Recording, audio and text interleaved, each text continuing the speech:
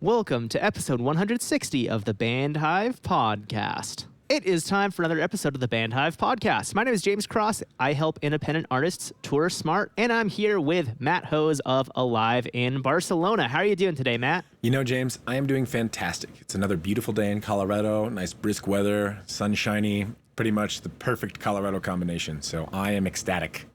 That does sound amazing. It's kind of dark and gray here in Vermont today, which I don't mind necessarily. But I'm actually really happy about something because this is episode 160, which means that as of 3 days ago at the time of this episode airing, the Band Hive Podcast is 3 years old. Happy birthday to us, Matt. Absolutely. And for those of you math experts wondering how is 160 episodes 3 times 52, we dropped 3 episodes on our first day, which was December 17th of 2019. Interesting timing to launch a podcast all about touring. That was possibly the worst timing we could have ever chosen. But we powered through. We made it through the pandemic, or the previous stages of the pandemic, rather. And now here we are, 3 years and 3 days later. I guess there's a 303 reference in there somewhere. But Matt, it's been a pleasure having you here on the show for these last 3 years. Thank you for being here. Yeah, and you're from the 303. You're from the Denver area. It was meant to be. You were meant to make a comment about this today. Anyway, yeah, it's been great having you here. It's been great having Aaron on the past episodes, the first 50-ish or so episodes. I just want to say thank you, man. Thank you for being on this show with me. I really appreciate it. No, James, thank you. Thank you for putting in so much hard work all the time and always being an incredible co-host and carrying the team like you do. So anybody out there listening should definitely be taking James' advice. He's got a lot of wisdom tucked under his large head of hair. So definitely glean as much of that as you can. Oh, thanks, man. Same for you. Like, it's so easy to have you as a co-host. And that's not to say anything against Aaron. It was very easy to have him as a co-host as well. But I've seen co-hosts on other podcasts who are not easy to deal with at all.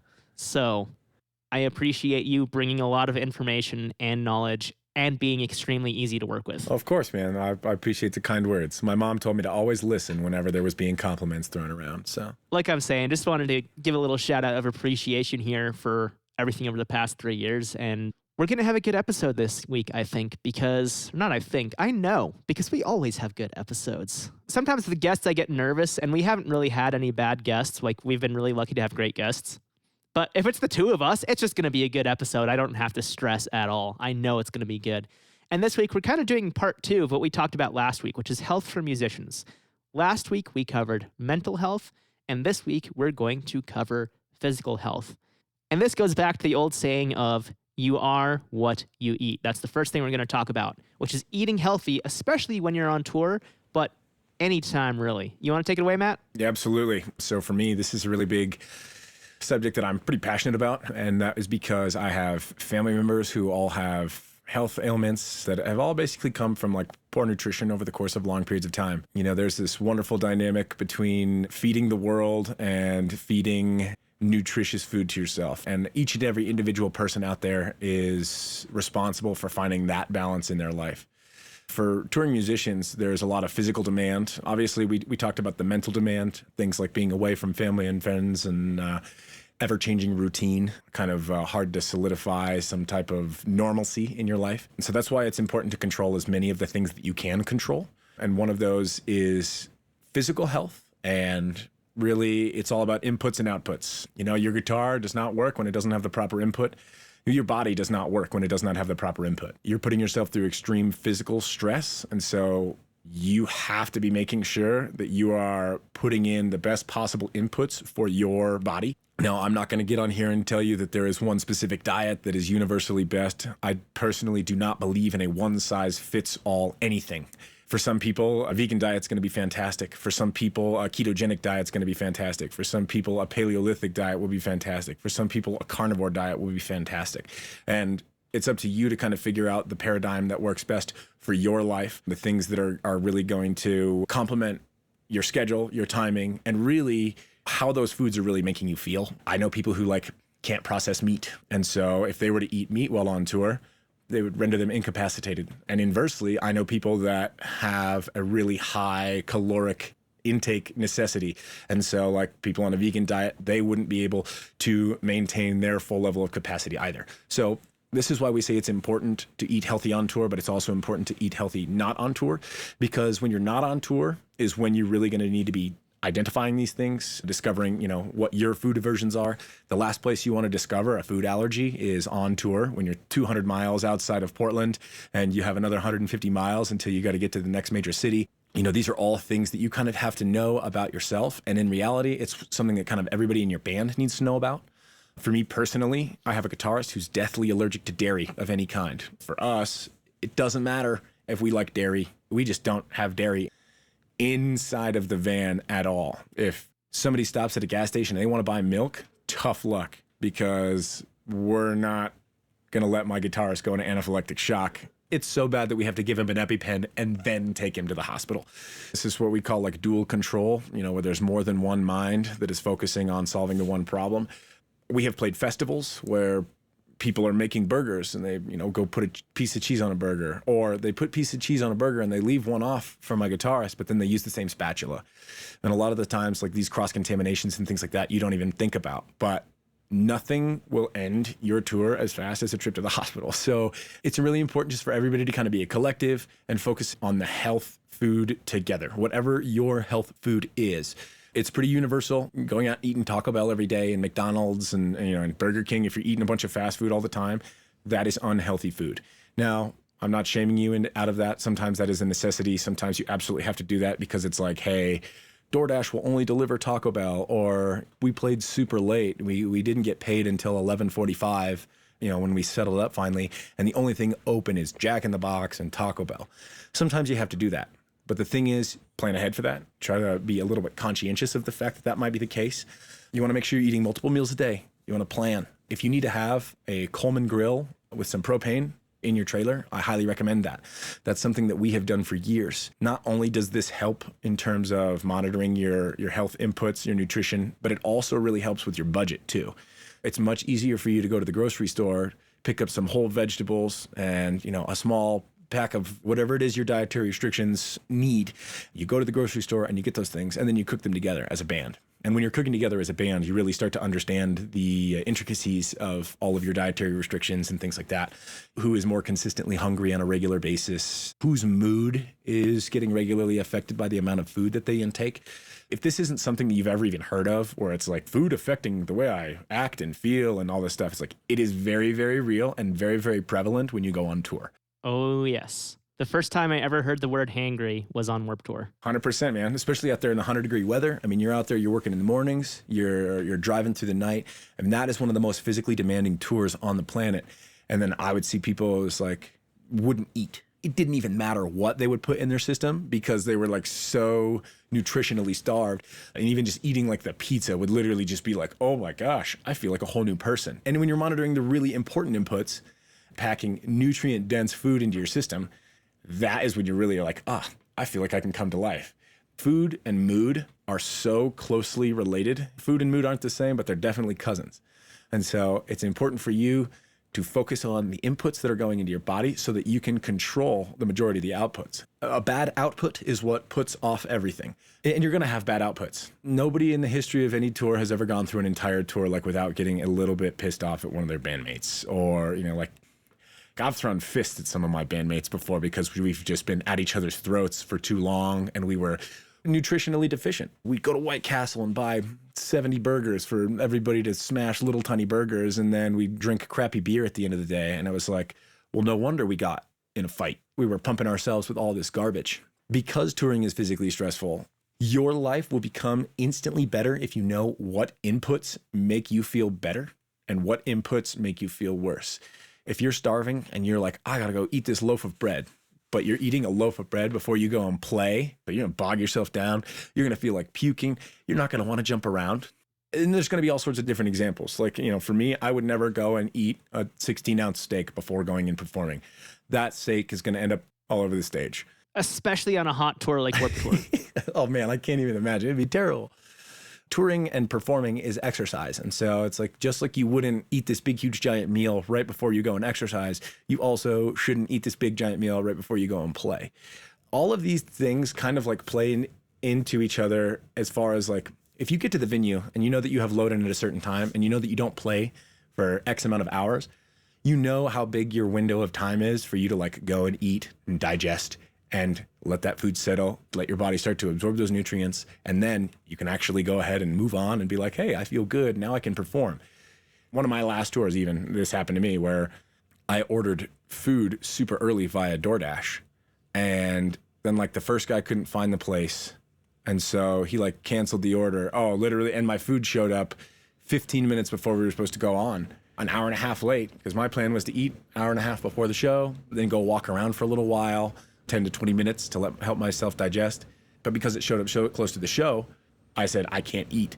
And I'm sure that I was cranky and I'm sure that I was undesirable and nobody wanted to be around me until after I ate my food. But I ended up not being able to like eat dinner until like 9:30 at night, 10 o'clock at night, which really, really, really sucked. Even though like I tried to plan accordingly, there were external forces that kind of limited that, which is why I really, really, really preach a Coleman grill with some propane inside of your van, because it is a lifesaver for you to be able to pull out something, throw a little oil down on a skillet, grill up whatever you need to grill, some vegetables, some fruits, some meats. You need to actually have the ability to prepare these things yourself. Not only is that going to put more of your touring scenario in your control, but also it's going to be monitoring the foods that are going into your body. We don't really know what's in Taco Bell meat. We have no idea. Mystery meat. Exactly. You know, for all we know, there's meat in there. We know there's textured vegetable protein in there, and there might be yoga mats in there. Like, who knows? But when we eat it, we're like, oh, this is so good. This is great. But then after we do that for 3.5 weeks, we're like, oh, why do I feel bloated? Why am I so tired? Why is it hard to wake up in the morning? When you cook your own food, you know what the foods are. And so you're eliminating a lot of like the poor ingredients that are going into that, which are really going to be nutritionally detracting from the goals that you're trying to achieve. And really the goal on tour is to maintain a happy mood and a healthy body. So all of these things kind of tie together. And the easiest way to do it is to monitor your inputs. You know, every one of you guitarists, you guys know exactly how your pedal boards work. You all know exactly where all your 1/4-inch cables are supposed to go. Audio engineers, same thing. LDMs, same thing. Your body is another system that you also have to know how to work cooperatively with. The last thing you want to be working against is your body. So your body is a fantastic tool that if you treat it right, you will do yourself all manner of favors in the long run. Absolutely. And to me, there's no doubt that, like you're saying, your mood and your energy tie so closely into food. And, you know, we're recording this the Wednesday after Thanksgiving. So, Matt, you can probably relate. Friday, I did not feel good. I mean, Thursday night, I did not feel good. I felt great while I was eating. But then afterwards, I was like, oh, I ate way more than I should have. And I'm literally up 2 pounds compared to a week ago. That has had a lasting effect on me. Now, I'm sure I'll lose it just in time for Christmas, and then I'll gain it right back.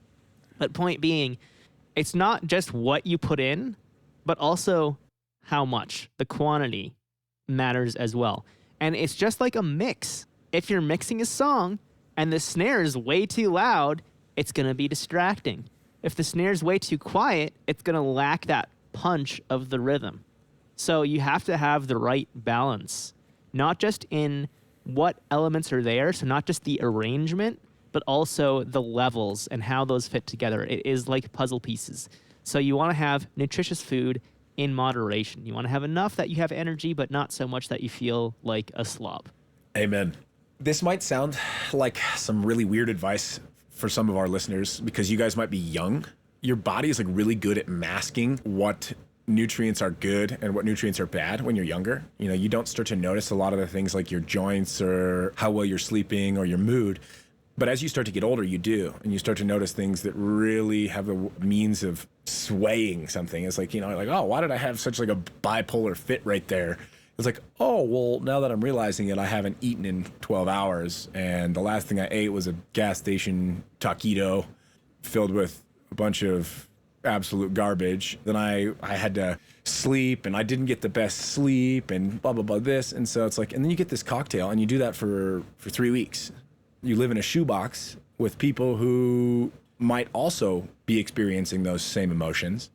And then you guys are all interacting. And then on top of that, if one of you gets in a bad mood because of that, moods are infectious. You have this deteriorating mood, that is going to be contagious to your other bandmates. It can really quickly turn into this snowball effect of like everybody in the band is in this bad mood. Like somebody wants to go home because they just like miss their wife because they're tired of everybody like complaining all the time. All of these things are symptoms of food and rest. It can really be summed up to food and rest.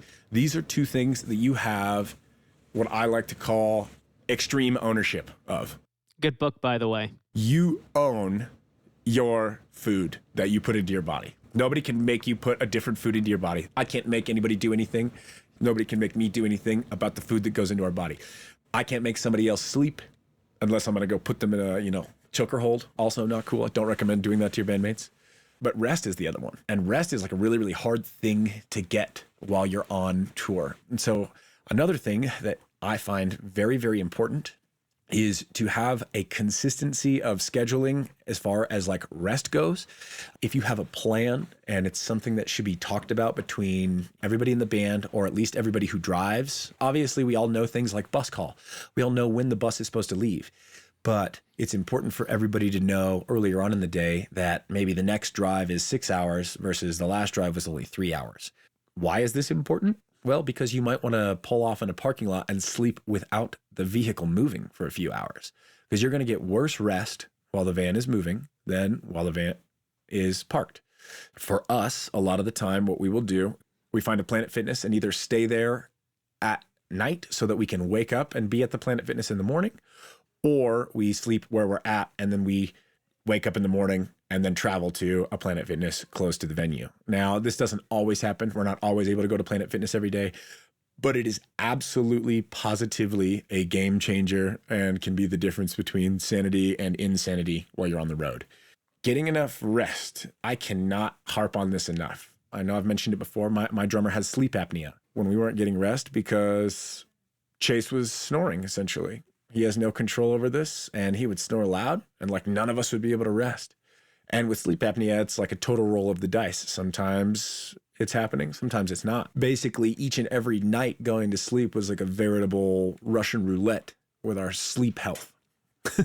And so there were a few things that we all kind of started to implement as a means to control the inputs that we could control. That's an output. We can't really control that. That's somebody else's output. And so the best thing we can do is be supportive friends and understand that he can't control that. And so we control our inputs. Last week, we talked about noise canceling headphones. Noise canceling headphones are fantastic to have for multiple reasons. Number one, to block out snoring. Number two, to have some alone time. Even if you don't have anything going in your headphones, it's nice for, if you have a personal meditation that you like, you're religious and you want to pray, you're tired and you want to sleep, maybe you just need you time, or maybe you just want to watch a movie on your phone. Either way, it's always going to be best if you have something that kind of allows you to be inside of this solitary state, a safe place. If you're touring in a van or you're sleeping on bunks, I highly recommend noise canceling headphones. And I also highly recommend having a cloth that covers your bed, because that will be the only privacy that you get while you're on tour. And sometimes that solitude can really, really help. If you can control those things, if you can control things like not sleeping in weird positions. For those of you who don't know, there's something called sleeping suicide. Now, what sleeping suicide is when your head is facing the head of the bus rather than your head facing the back of the bus. And the reason they call this sleeping suicide is because what happens if a deer jumps out in front of the van? You slam on the brakes. What happens when you slam on the brakes? Everybody starts to slide. Well, what happens if you're head first? Well, then you're literally sliding head first off your bunk. And that's why they call it sleeping suicide, because it's not a wise way to sleep, ever. I've met plenty of people that have banged their heads sleeping inside of tour bus cubicles, or people that have just been seriously injured because they weren't sleeping in a correct position. So the best way to sleep is on your back with your feet facing the front of the van, not a bunch of excess stuff in your bunk or anything like that. You really want to make sure that you can get as much rest as possible. Sometimes you're not going to get the best rest. Sometimes you have an 8-hour drive, or, there's external forces. Maybe you're stressed about money. Maybe there's things that are going to keep you awake. At that point, when you show up to a venue and you're at 4 o'clock load-in and the show doesn't start till 7 and you don't go on till 9, go find a green room and take a nap. Find a nice long couch. Go find ground that's not shaking constantly. All of these little tiny things, it's like, yeah, if you step on one rock, it hurts. And then if you step on 2 rocks, that also hurts. And if you step on 3 rocks, that really hurts. And then you step on 4 rocks, that's even worse. And just imagine with every step that you take, you're just stepping on a different rock. It's miserable. You're not going to be able to maintain. Everybody has like their own thing, this savior. For me, fresh pair of socks. A fresh pair of socks, I've said it before, I'll say it again, I'll say it until the freaking cows come home. A fresh pair of socks will keep me from tearing my bandmate's head off. So every single tour, when I leave, I go and I buy a brand new package of socks. Why? Well, because when I'm stressed and I haven't showered in a couple days, or maybe I haven't had a chance to go, get a good meal, or I haven't had a chance to exercise and I don't get those endorphins and that serotonin going, well, putting on a brand new pair of socks is enough to make me feel like I'm walking on a cloud. And that can alleviate a whole bunch of the stresses that might be caused by, being away from my family, or being around my bandmates too much, or money being tight, or whatever the hurdle may be. Figure out kind of what works best for you. Maybe for you, your therapy is writing more music, or maybe it's talking on the phone with your loved one, which are all things that you should be doing on a regular basis anyway to help with your mental health. But it's really important for you to identify what works best for you and then seize it. So once you have that, then you can start building systems in your life that really allow you to expand on that and say like, hey, look, this is a really good thing in my life. I know that I function well off food and rest. Okay, cool. What can I do to benefit the food and rest? I can take a food supplement because we never have breakfast. So maybe I'll take a supplement so that I make sure that I have enough nutrients in my system to get me through breakfast. Oh, I don't sleep too well. Well, maybe magnesium is really going to be a fantastic supplement because I'm going to be drinking more water, and then magnesium is going to help me relax and help me sleep better. Maybe these 2 simple things are going to help you with food and rest. And that will be the difference between killing your bandmates or leaving the tour early and having a tour that allows you to thrive while you're on the road. The more you thrive, the easier it is to get back out on the road. So develop these systems while you're at home. Figure out the foods that make you feel bogged down. Figure out the rest patterns that don't work for you. If you know that you don't get good rest while there's music being played, then you really need to have a nice pair of noise-canceling headphones so that you can counteract maybe the driver playing music over the loudspeakers. Maybe the driver needs music to help him stay awake. You don't understand how many of these small little externalities are going to exist. A curtain is fantastic because your bunkmate next to you might be on their laptop and they got a bright screen and it's nighttime and you want to sleep. Atomic Habits is a good book. It's all about making small changes that have really big lasting impressions. If putting up a curtain is a little tiny thing that you can do that helps you stay on the road for a month, then that's something that is drastically valuable to your situation. That's when you say, okay, this is good. Can it be better? Can I have a blackout curtain here that is actually going to do this? Or if I get a heavier curtain, is that going to cancel out some of my bandmates' sleep apnea? Or whatever it needs to be. If you feel like you need more privacy, then do that. If you feel like you need less privacy, then do that. Do what works best for you. But the big ones that I really will harp on all day, every day, is making sure that you're getting good quality food inputs and making sure that you're getting enough rest each and every day. Especially if you're a singer. If your voice has to be well rested and you stay up late or drink beer the night before and then you just get crappy sleep. It's you wake up and you're just I feel bad. It's oh yeah, cool. Way to represent all of your bandmates. For me, that's something that's always at the forefront of my mind. I would love to have beers and hang out with all the touring artists after every show. But sometimes you have to sit there and say, oh man, do I want to seem like I'm cool to these other touring artists and then my band sounds like crap every night? Or do I want to sound awesome every night, and do I want to forego some of the social interaction? All of these will lead to that physical health. The people who perform the best are physically healthy. I couldn't tell you how many people out on Warped Tour, they're out there in 100-degree weather, they're performing in the middle of the day, they're waiting an hour and a half in line for food, they might not get showers, and these are all extreme conditions. And what do? They're out there lifting weights. They're out there doing push-ups on the dirt in 100-degree weather, and it's you know who the ones that are doing that? The headliners. It's not the little tiny guys on the Ernie Ball stage. It's your all-time lows. It's oh, wow, this headlining artist, oh, they're out here working out every day. It's your August Burns Reds who are going to a daily fitness class. It is your Aaron Gillespie's of Under Oath who are running a mile in every town that they're in so that they can help acclimate their voice to the altitude. Amateurs practice until they get it right. Professionals practice until they can't get it wrong. And that goes the same for how you prepare for a show, how you exercise, how you eat, how you sleep. This is a lifestyle. I heard a story about Derek Jeter. On his birthday, he treated himself to a salad and a glass of wine for his birthday. Well, what does that tell you? It means that this person literally wants to operate at the top 1% of the top 1%.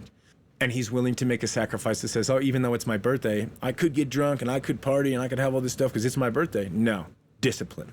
He had a salad and he had a glass of wine. He found a system essentially that works really, really well. He knows that having that glass of wine on his birthday is not going to detract from his ability to make millions upon millions of dollars a year playing baseball.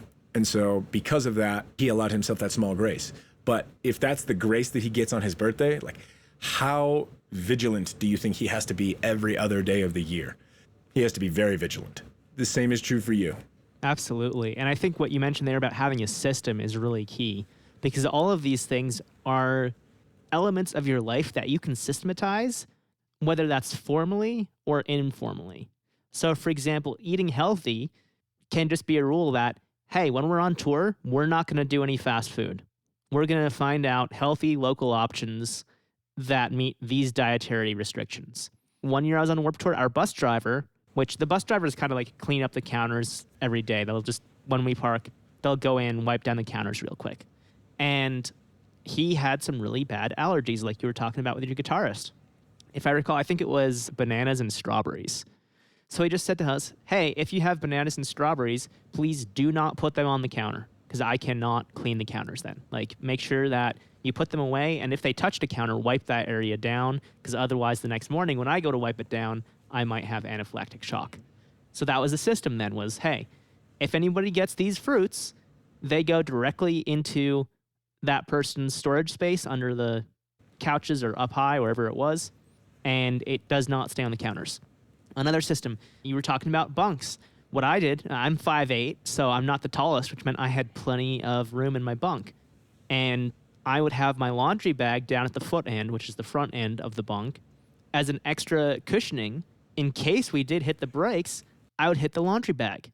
I also had my backpack and like laptop bag down by my feet, but off to the side, because I didn't want to crush my laptop. And then my clean laundry, I put that, instead of in my suitcase under the bus, I put it under the edge of the bunk by the aisle. And that way, when I wanted to get fresh clothes out, I just hop out of my bunk, lift up the mattress, and pull it out. This had the added benefit of creating a little natural rise at the edge of the bunk that tilted me inward so I couldn't roll out so easily at night. That was my system to sleep. And then I also had when I was on Warped Tour, I wore a hat every day, a baseball cap. And so my wallet and my pass and my phone would go inside my hat upside down right next to my pillow. If there was something going on, like the day our bus blew up, I just grabbed my hat with all my stuff and I had it. Literally all my stuff that was important, my ID and my phone and my money were all right there next to me. So I had this system of being in this little cocoon. And honestly, I slept better on a bus than I ever have at home. I think it was partly the noise and the rocking motion, just like the motor humming. It was so nice. And the other thing you were saying is about going out and partying. I remember in Arizona in 2015, it was like 114 or 117 degrees. I can't remember exactly. But almost our whole team ended up going to the med tent at one point or another during the day. It was at least half of us. And here's the thing. There were 3 people who definitely didn't go to the med tent that day, and that was the people who were straight edge. I'm not saying everyone who wasn't straight edge went to the med tent, but I'm saying that every single person who was straight edge did not have to go to the med tent. They were hydrated. Right. That was the thing. This was after our first day off. So what do people do on a day off? They party, especially the night before the day off. It's exactly what you said, Matt. If people go out and drink and party, they're not going to be in the prime physical condition like Derek Jeter. They are going to end up with 115, 114, 17, whatever it was, degree temperatures and get heat stroke. We literally had one person who went to the hospital. It was so bad. I don't know if that person was drinking or not. They definitely weren't straight edge. But no matter what, they went to the hospital and they went home. They didn't set themselves up for success. That's right. It's very, very easy to overlook a lot of these things while you're out on the road. You don't realize how things like food and sleep and exercise can really, really change everything. Even something just as simple as water. The amount of water that you lose while you're on a summer tour is ridiculous. I mean, the amount of water that you lose while you're performing is ridiculous. I think that endurance athletes lose something like 5,000 milligrams of sodium per hour while they're running. So if you're playing like a 30-minute set, you're losing so much salt while you're sweating. Not only do you need to replace that water, but you also need to replace a lot of that salt. The minerals that you're losing are very, very important. And if you're not replenishing those with good foods or, mineral added waters and things of that nature, just go work out every day for a month with bad inputs and you'll know exactly how you feel. Your joints are going to hurt.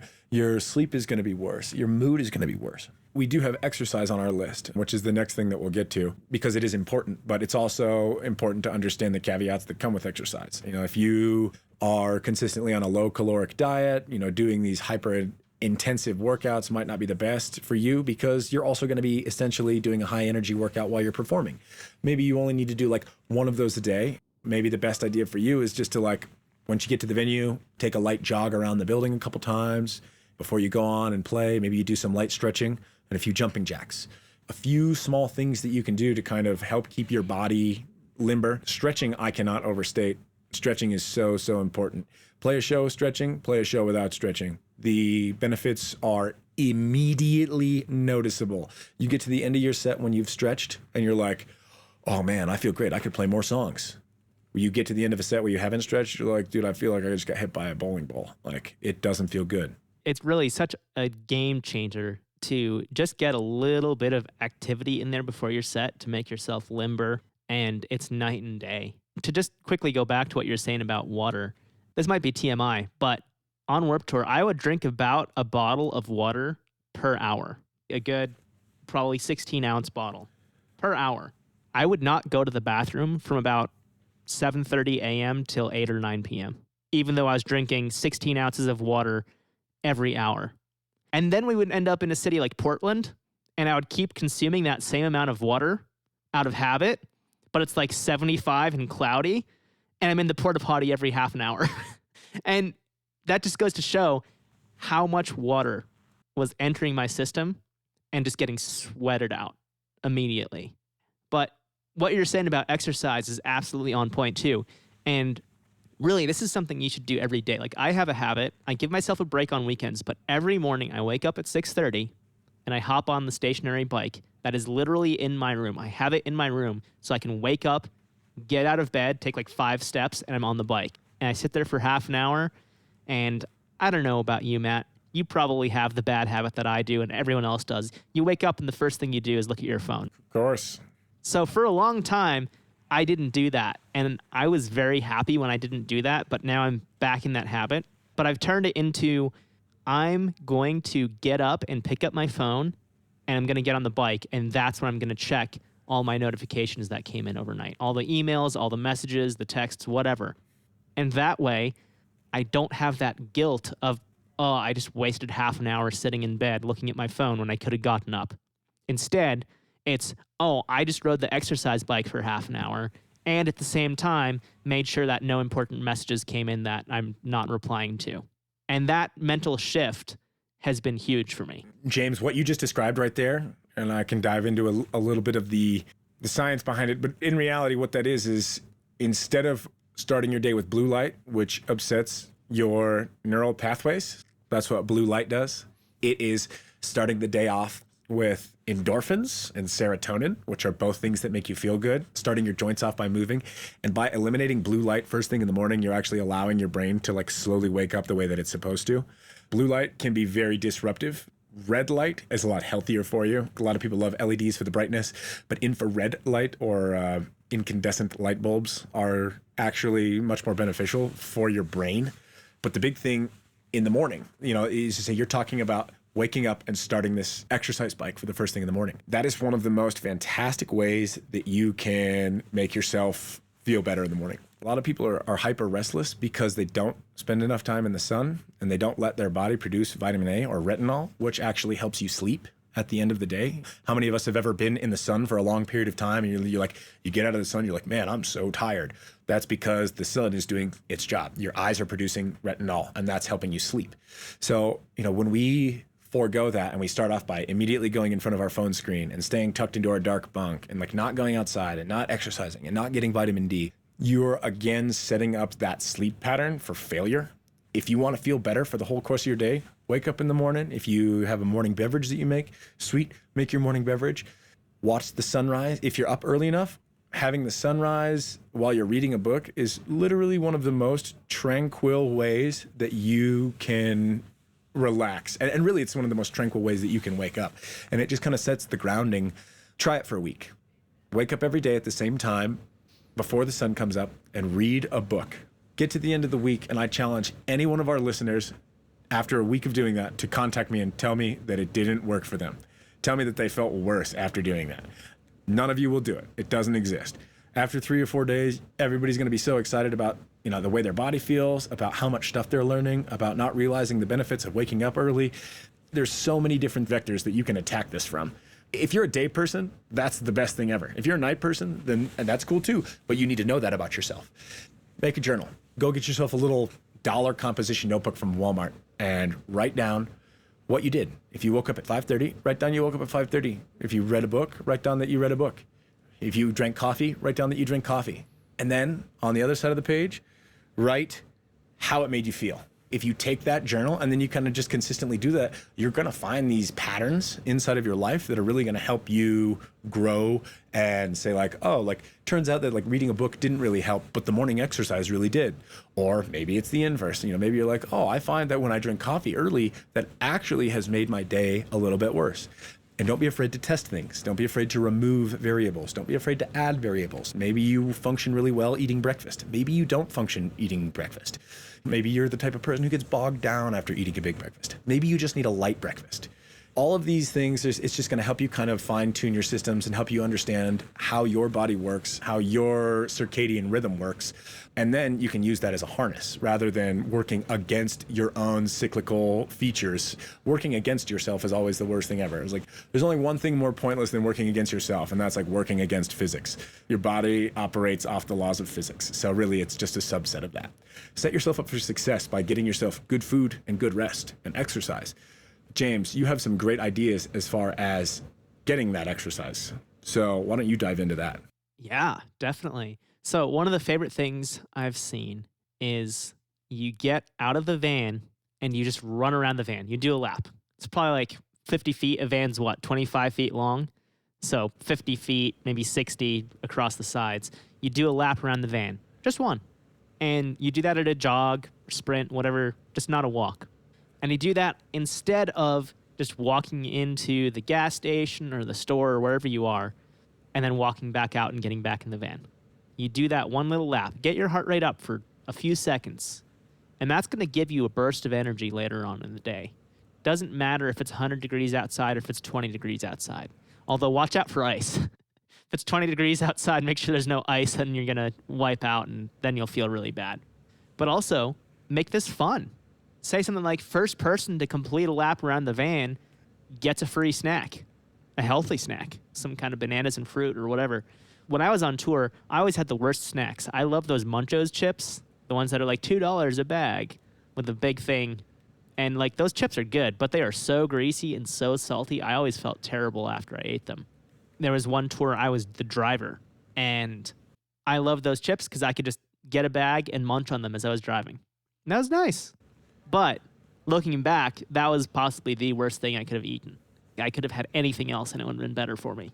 But the other thing is, you could even take that competition and say something else instead of like, hey, you get a free snack, but say, last one back, guess what? You're the next driver.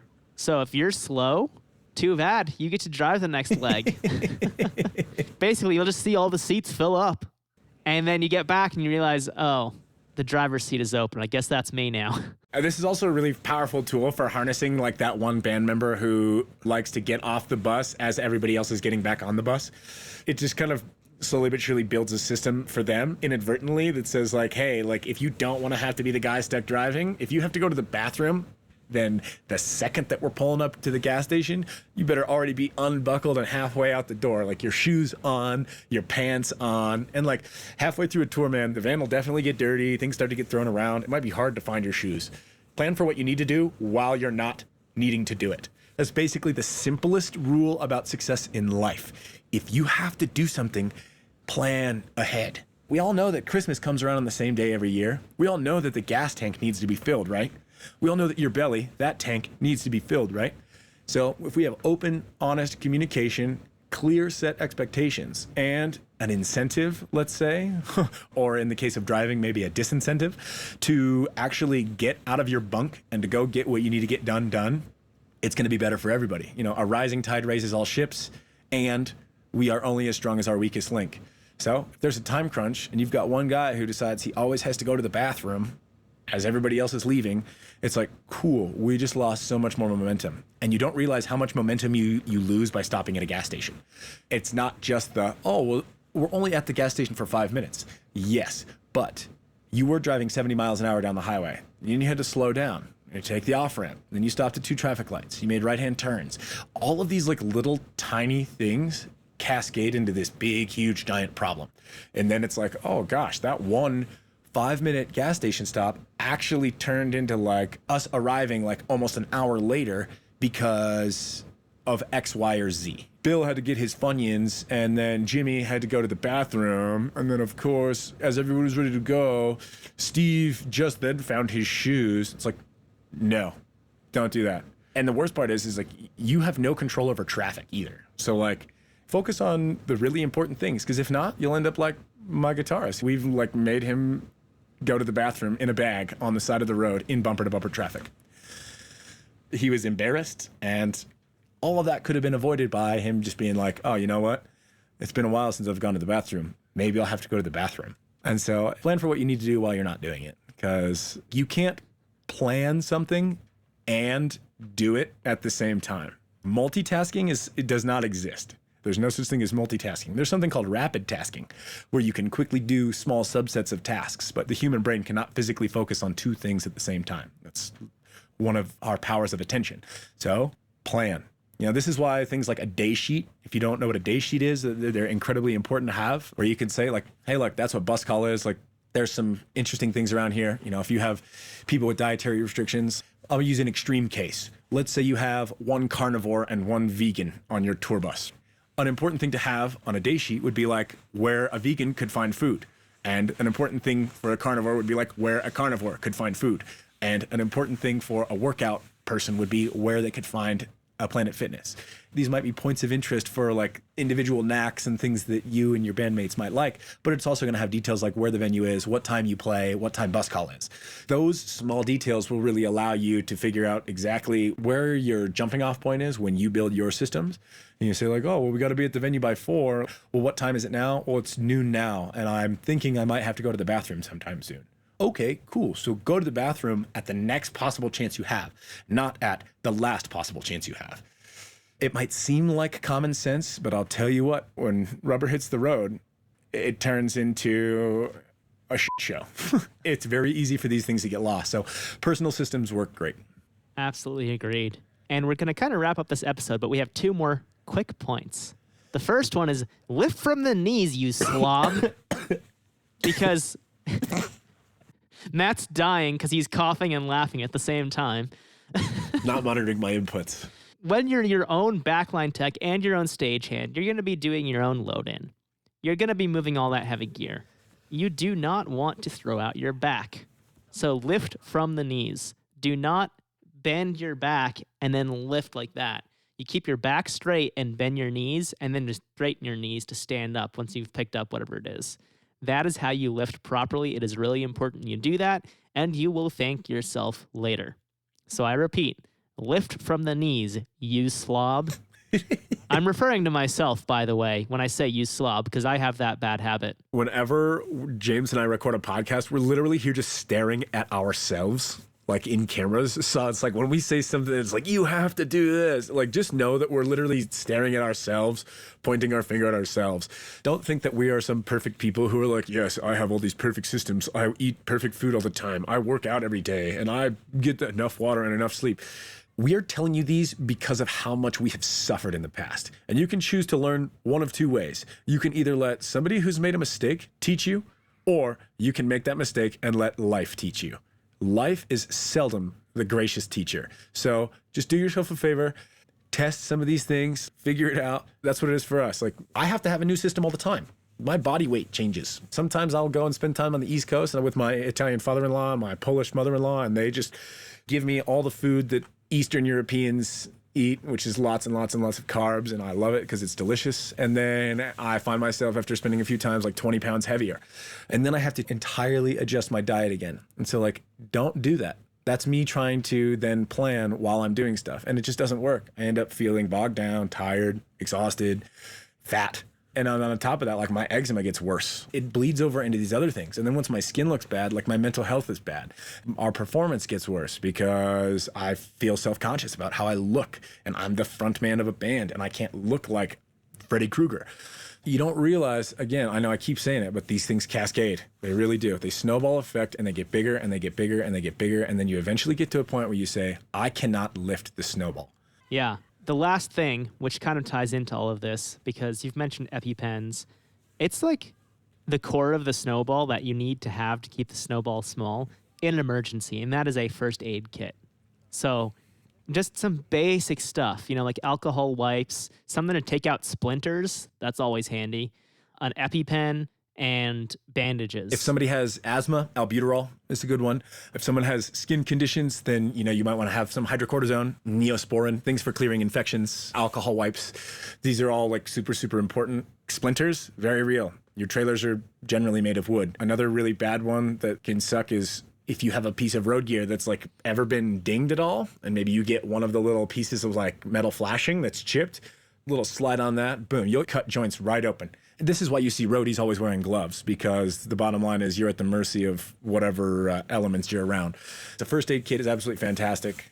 And then another really big one for health also, Planet Fitness. I know we've talked about it before. Planet Fitness is incredibly important. Number one, it's a cheap place to exercise. You can get a Black Club membership card for, I believe, $25 a month now. I think they just upped their prices for $25 a month, and that allows you to bring in one friend. Two of you can use the one Black Card membership to shower. Showers are a huge, huge thing when it comes to just like staying healthy in general. Overall hygiene makes a huge, huge difference. When you can go shower and then go put on a brand new pair of socks, man, you feel great. Literally, you feel like $1 million. And then on top of that, some of the Planet Fitnesses have hair dryers and all sorts of stuff, and you can actually go and like get ready. So one of the nice things is like if you finish a show, you go get in the bus, you start driving in the next city, and you sleep at a Planet Fitness. You wake up in the morning, you go get on that exercise bike for 30 minutes, you get those endorphins, that serotonin, you do a little weightlifting, you feel really good. Then you go shower, you wash off all of your disgusting yesterday's ness off of you. And then you go and you do your hair, and you're already in the town where the venue is. And so like now, not only are you set up for success, like you look nice, you don't have to worry about getting yourself groomed for the show, but you're clean, you feel good, you feel healthy. This is the part of physical health that ties directly into mental health. And it's like presentation matters. How you look will affect how you feel. Set yourself up for success. Do yourself every favor in the world. Give yourself all of the tools, build all of the systems, surround yourself with other people who are going to push you to do the same. And when you get to the end of the tour, you might say, damn, I'm ready to do that again. That does it for this episode of the Band Hive podcast. Thank you so much for tuning in and listening. I really appreciate it. And I hope that this episode has inspired you to go out there and improve your physical health, because that will not only improve your mental health, but also your performance, your capability as a musician to be good at what you do. Not just be good, be great at what you do. So go back through this advice and take it to heart. Find which areas you need to improve on the most, because no one's saying you have to do all of them at once. No one is saying that, but you should chip away at it. Start with one, get proficient at that, then go to the next one and grow a snowball in a positive way so you can really just keep the ball rolling. If you fall off in the future, that's fine. You still have the other ones going for you. So go out there, make sure you're eating the right foods, make sure you're getting enough rest, proper rest, make sure that you're getting exercise. All of the things we talked about, these will add up to better physical health, which means better shows and more fans because it's easier to impress people when you're playing well than when you're playing terribly. One side note is at the very end there, Matt mentioned some gloves. And when I go flying, I actually have a really good set of gloves that I got on Amazon for, I think, $13. So that'll be in the show notes at bandhive.rocks/160. That's the numbers 160. It's like a rubber palm glove with a cloth back. So it protects your hands. And personally, I just use them for when I'm like checking the oil of the plane and that kind of stuff, because oil does not come off. But it also works really well if you need to lift things or you're handling sharp objects or anything like that. So again, bandhive.rocks/160. The link to those gloves and everything else we mentioned in the episode will be in there. Aside from that, we'll be back next Tuesday at 6 a.m. Eastern with another brand new episode of the Band Hive podcast. Until then, I hope you have a great week. Stay safe. And of course, as always, keep rocking.